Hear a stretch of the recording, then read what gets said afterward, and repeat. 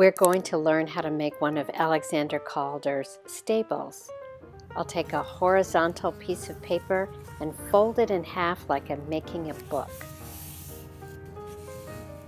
To make sure I don't forget about the fold on the left, I will draw a line just a little bit away from the fold to remind me not to cut through it. I can draw 4 curved lines. I might make the lines a little bit wavy to create some interest.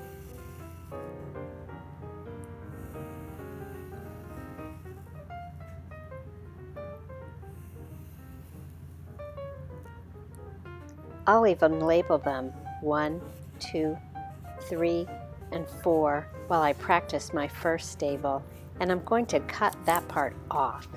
So there it is, looking like a book, holding the 2 sections together.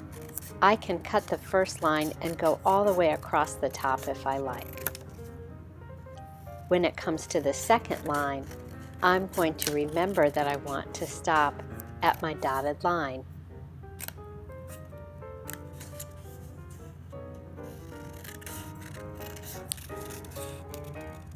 I'll continue cutting, saving that dotted line because that's the core or the center of my sculpture. I'm going to fold the first one over. I'll skip the second one.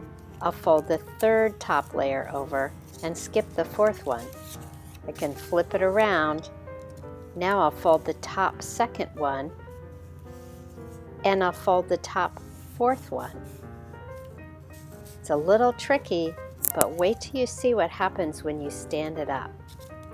If you spread those sections apart, you will get a stable sculpture that stands on its own.